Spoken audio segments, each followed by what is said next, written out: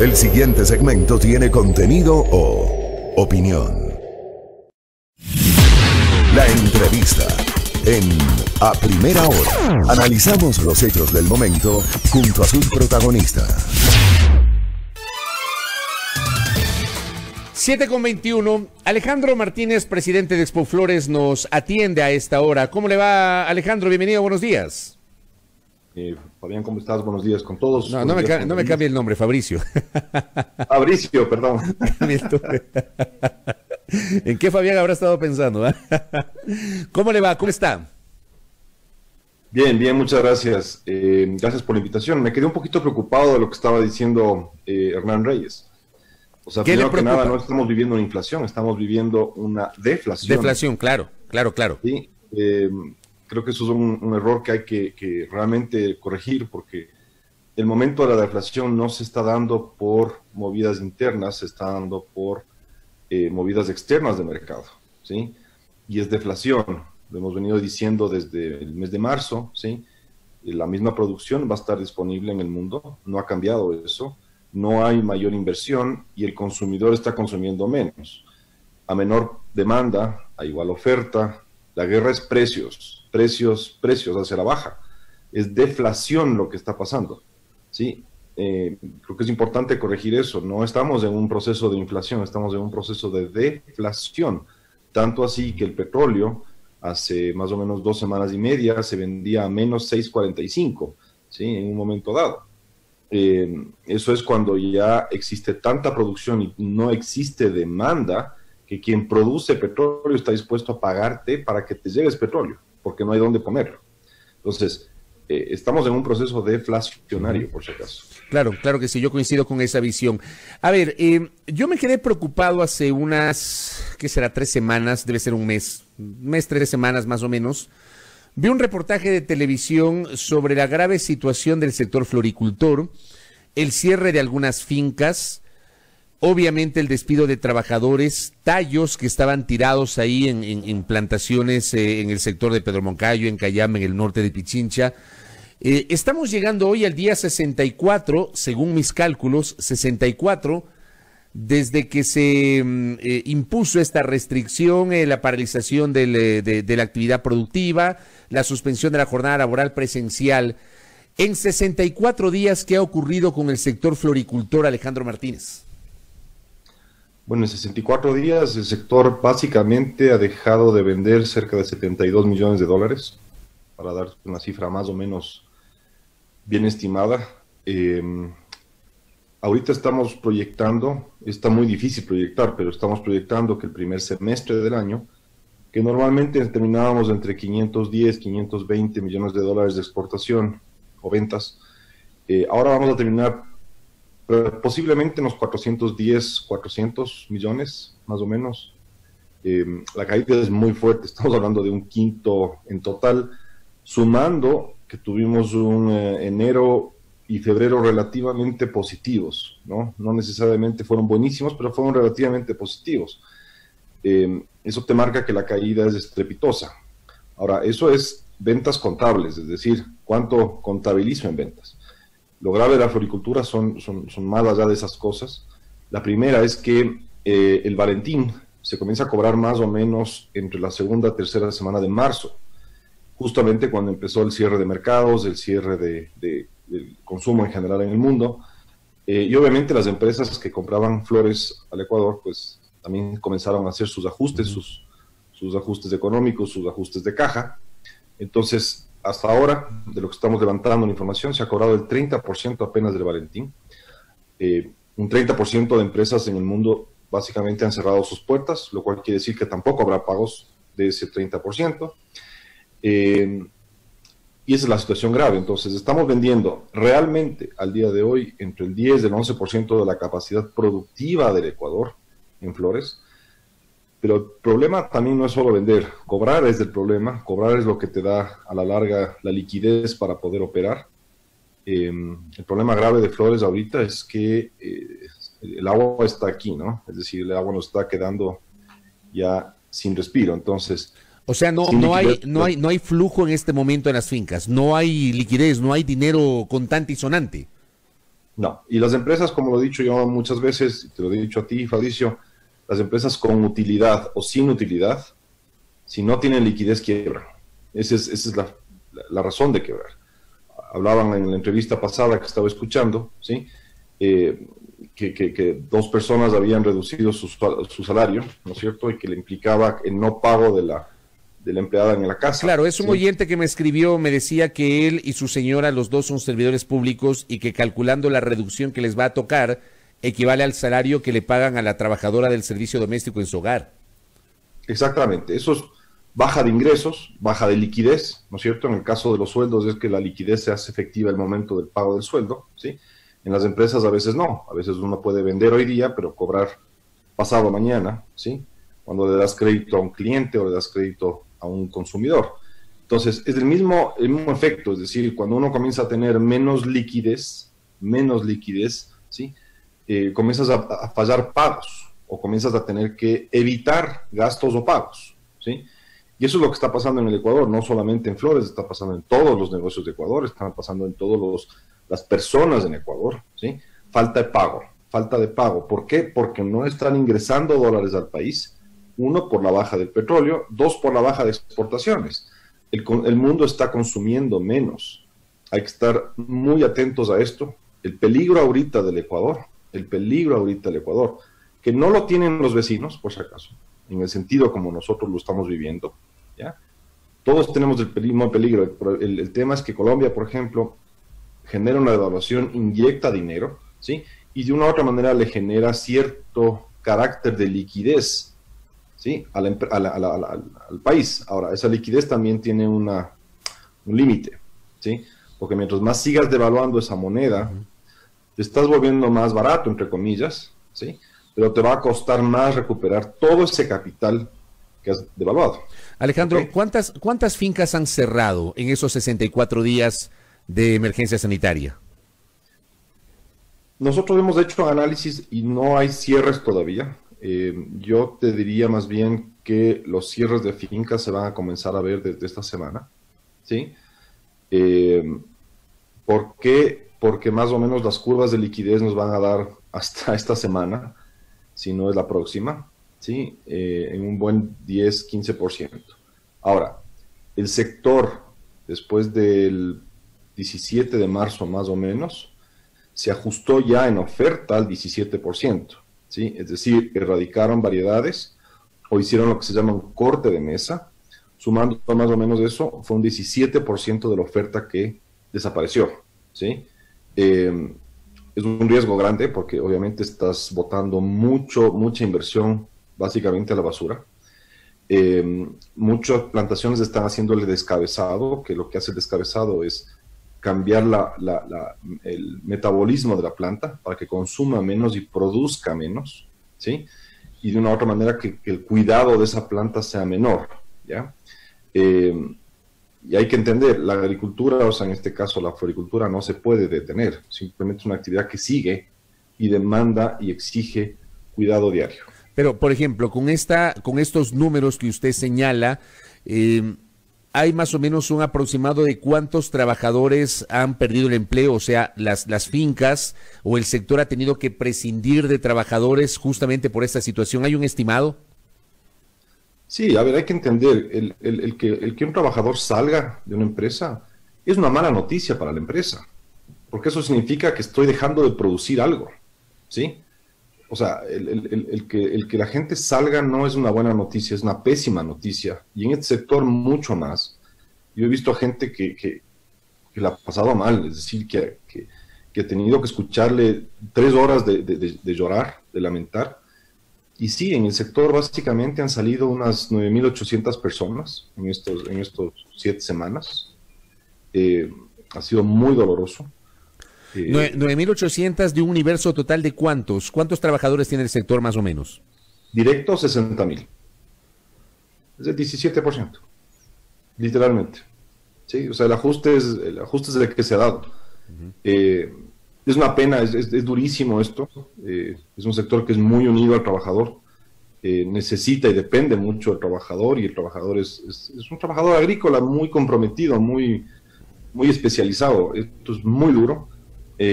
como lo dijimos en su momento, para poder generar un poco de esperanza al futuro, en generar empleos, en volver a generar divisas, tenemos que hacer lo posible por mantener estos cultivos vivos y sanos, porque recuperar flores es muy costoso, te diría es inviable. Recuperar una planta enferma en flores cuesta demasiado, y volver a invertir en flores también en este momento sería una locura. Correcto. Hablando un poquito de lo que está pasando, de lo que podría pasar con el sector floricultor, voy de este sector a ampliar un poquito la visión a propósito de las medidas económicas. ¿Cómo ve Alejandro Martínez, presidente de Expoflores, los anuncios en materia económica, en materia laboral, por ejemplo, en materia del comportamiento del precio de los combustibles, estas dos medidas fundamentalmente anunciadas por el presidente Moreno? ¿Cómo podría afectar o beneficiar al sector que usted representa? Voy a salirme un poquito del sector ahorita y voy a pensar más en la practicidad que todos nosotros creo que necesitamos asentarnos y escucharnos. El Ecuador, por suerte, no puede devaluar. Por suerte tiene una moneda como el dólar. El mundo en general, cuando ha tenido situaciones de comportamiento similar ahora a los mercados, quiere decir de deflaciones aceleradas, etcétera, etcétera, lo que ha hecho es ajustar los costos de mano de obra, los costos de ingresos, todos esos costos los ajusta a través de devaluaciones fuertes. Y veamos a los vecinos de Colombia tienen una devaluación muy fuerte ahorita. Nosotros no vamos a hacer eso, qué bueno, pero de una u otra manera tenemos como economía que ajustarnos a una nueva realidad de costos y de valores en el mundo. Tenemos que hacerlo, ¿sí? Porque si no lo hacemos, simplemente no vamos a poder competir, no vamos a ser atractivos a nadie. Aquí, cuando hay guerra de precios, aquí no manda la calidad. La calidad es el último factor que los consumidores locales y extranjeros valoran, es precio. Y a eso nos tenemos que preparar sí o sí o sí.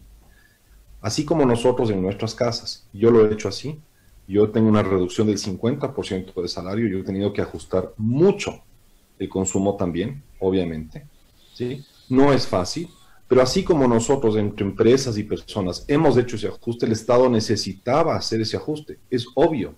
¿Por qué? Porque no podemos seguir sacando plata a la gente, ¿sí? El modelito de estarse sacando impuestos a las personas para poder pagar otras cosas dentro de la misma economía no genera valor, ¿sí? No genera valor.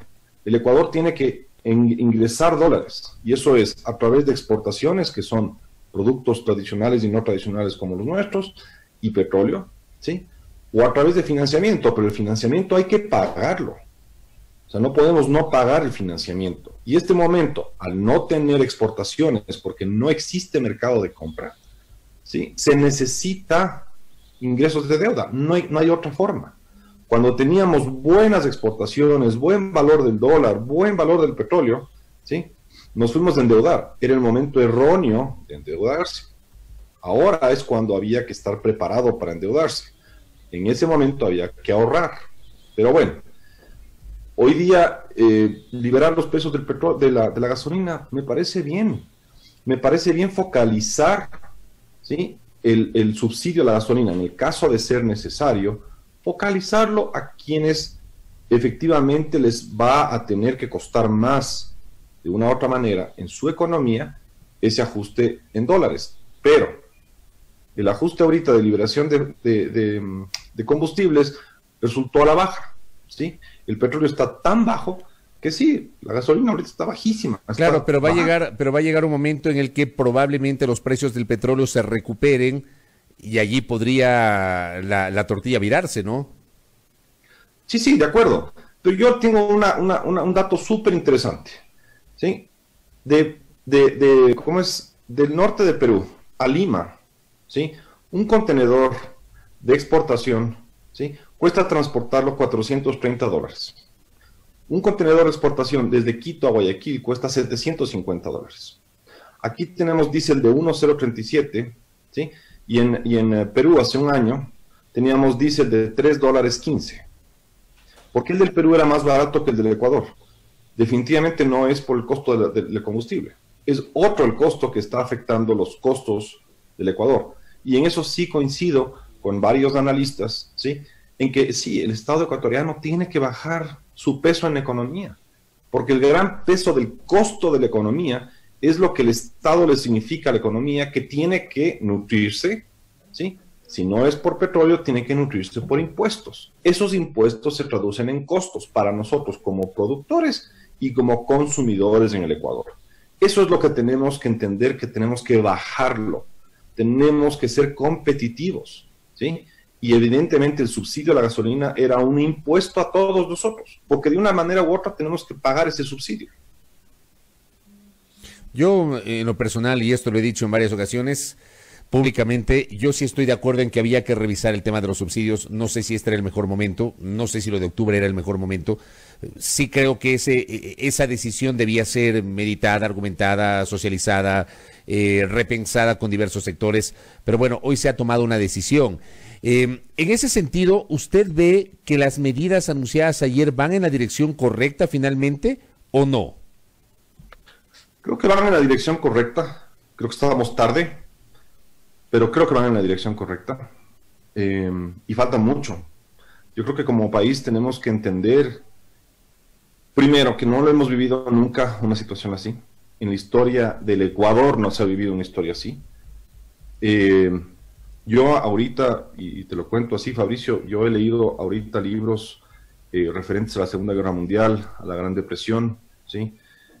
No libros de historia, sino más bien libros que más o menos relatan los hechos económicos, psicológicos de esas épocas.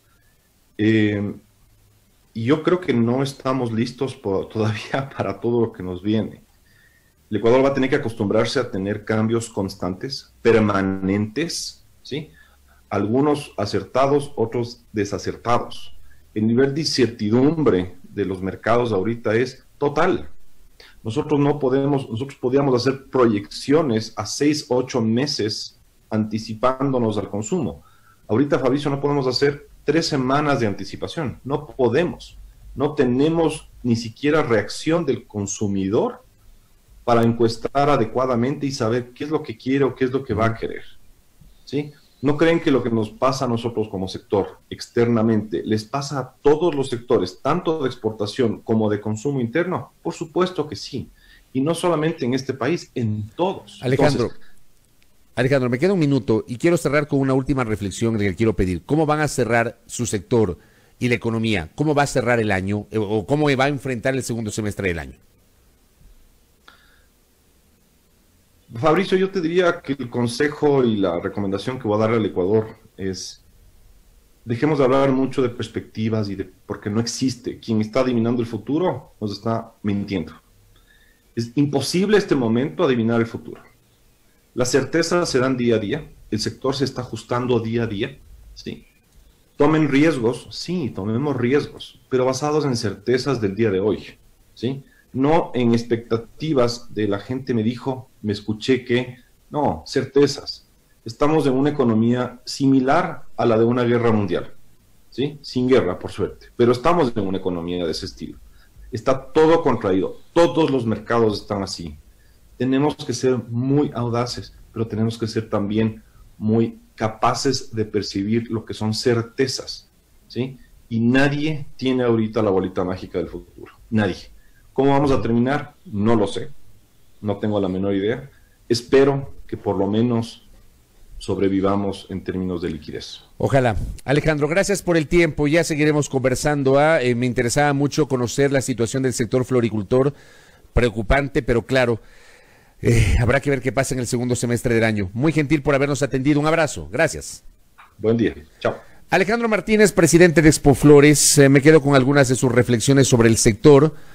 En estos 64 días de paralización productiva ha dejado de vender 72 millones de dólares, ha debido desvincular 9.800 trabajadores, el 17% del universo total, y no ha logrado cobrar sino el 30% de las ventas de San Valentín, que es, digamos, para el sector floricultor, San Valentín y el Día de la Mujer son, digamos, las fechas más emblemáticas a nivel mundial. En el caso del Ecuador también, obviamente, el Día de la Madre, pero el Día de la Mujer y San Valentín a nivel internacional son, digamos, los hitos más importantes para el sector de las flores. Entonces, era importante conocer lo que está pasando con ese sector.